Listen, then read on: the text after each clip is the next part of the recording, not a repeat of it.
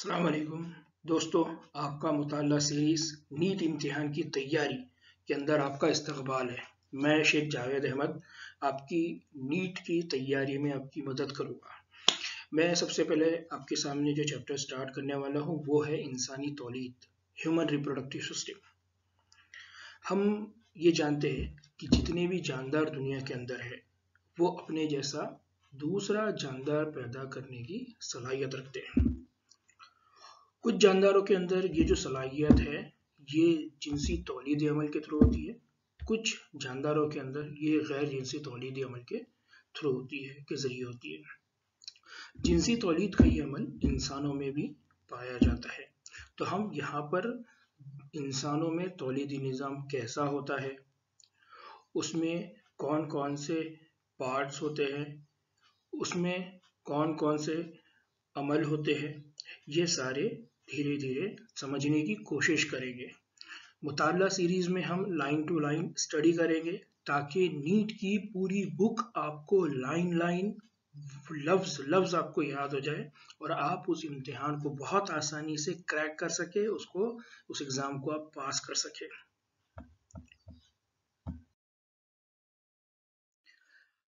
जैसा मैंने पहले कहा कि जो इंसान है, इंसानों के अंदर जो तौलीदी निज़ाम होता है वो जिनसी तौलीदी निज़ाम होता है। उनके अंदर जो अमल होता है वो जिनसी तौलीदी अमल होता है।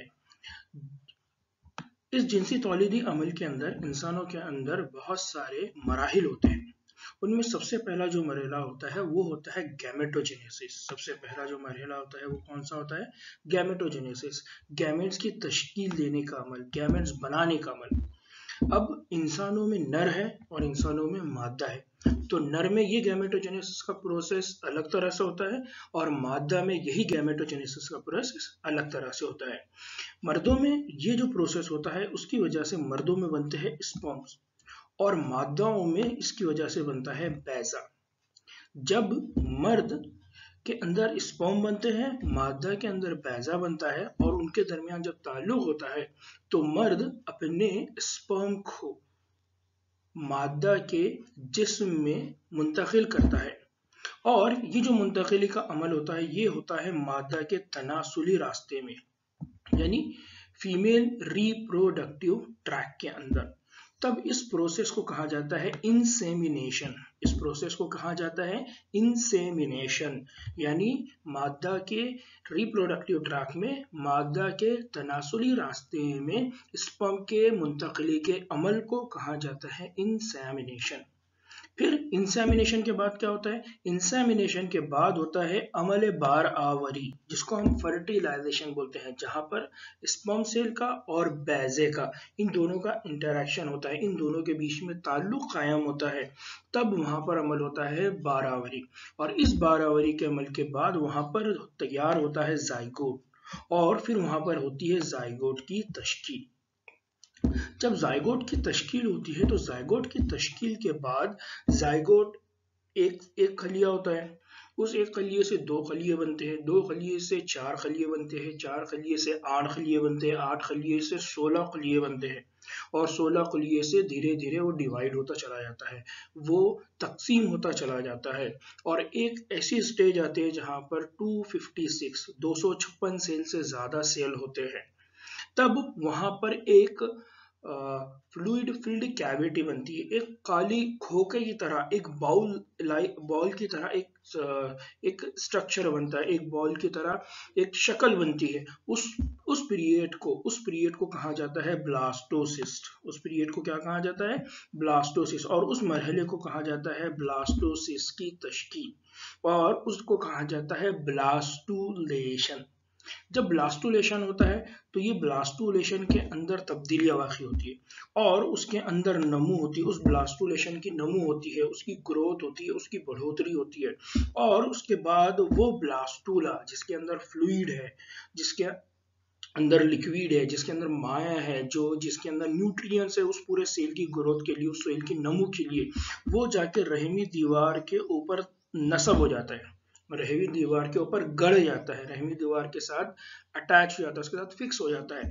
तब उस प्रोसेस को कहा जाता है इम्प्लांटेशन। उस प्रोसेस को क्या कहा जाता है? इम्प्लांटेशन।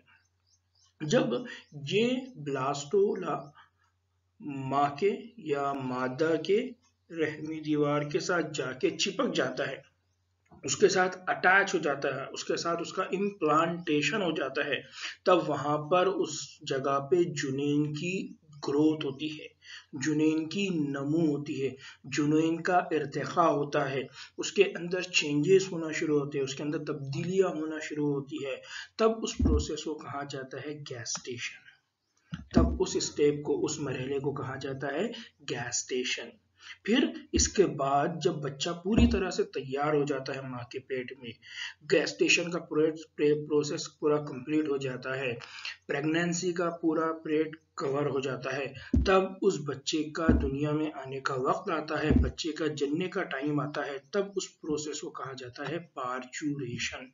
तब इस अमल को कहा जाता है पार्चुरेशन। तो बेसिक कंसेप्ट आपको याद रखना है कि इंसानों के तौलीदी निज़ाम में कौन कौन सी स्टेप्स होती है।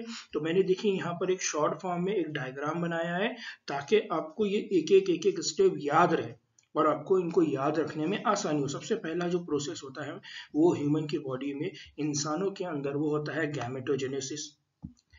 फिर उसके बाद दूसरा प्रोसेस होता है इंसेमिनेशन, उसके बाद होता है अमले बारावरी, उसके बाद होता है जाइगोट फॉर्मेशन, जाइगोट के बनने का अमल होता है, उसके बाद होता है ब्लास्टोसिस्ट, उसके बाद होता है इम्प्लांटेशन, उसके बाद होता है गैस्टेशन और लास्ट में होता है पार्चुरेशन, दैट इज डिलीवरी, बच्चे के जन्ने का अमल। प्यारे बच्चों, इसी के साथ बहुत इंपॉर्टेंट चीज जो याद रखनी है वो ये कि जो नर और मादा है, इन दोनों के अंदर जो बलूगत है, वो बलूगत के बाद, बलूगत जो है इनके अंदर, बलूगत के बाद इनके अंदर जो डेवलपमेंट है गैमेटोजेनेसिस का, स्पर्म के बनने का अमल, मादा के जिस्म में बैजा बनने का अमल, इनके दरमियान बहुत बड़ा फर्क है। कैसा कि स्पर्म का जो बनने का अमल है वो नर के अंदर उसके बुढ़ापे तक चलता रहेगा, लेकिन मादा के अंदर ये अमल 50 साल की उम्र होने के बाद खत्म हो जाएगा। तो यहाँ पर बहुत इंपॉर्टेंट चीज याद रखना है कि नर के अंदर ये प्रोसेस उसके बूढ़ा होने के बाद भी चलता रहेगा, लेकिन मादा के अंदर ये प्रोसेस उसके 50 साल के बाद रुक जाता है। उस मादा के अंदर ये 50 साल के अंदर जब जो रुक जाता है तब से कहता है मोनोपस। हम इसको आगे और डिटेल में देखेंगे। बस हमको यहाँ पर ये जो बेसिक मैंने पॉइंट्स आपके सामने रखे हैं, ये बेसिक नुक्ते जो मैंने आपको समझाए, इनको आपको याद रखना है। बेसिक क्या क्या याद रखना है? बेसिक ये रखना है कि इंसानों के अंदर जो तौलीदी निज़ाम है वो जिनसी तौलीदी निज़ाम है। इंसानों के अंदर नर है, मादा है। इंसानों के अंदर जो पहला प्रोसेस होता है वो गैमेटोजेनेसिस होता है। गैमेटोजेनेसिस नर के अंदर अलग होता है जिसकी वजह से स्पर्म बनते हैं। गैमेटोजेनेसिस मादा के अंदर अलग होता है जिसकी वजह से बैजा बनता है। तो ये इंसानी तौलीदी निज़ाम का मुख्तसर सा तारुफ आपके सामने था। इसको समझिए, इसको बार बार इयादा करिए, जितने बार आप रिवीजन करेंगे उतना ज़्यादा आपका फ़ायदा होगा। चलिए, अल्लाह हाफिज़। आगे क्वेश्चन सॉल्व करेंगे।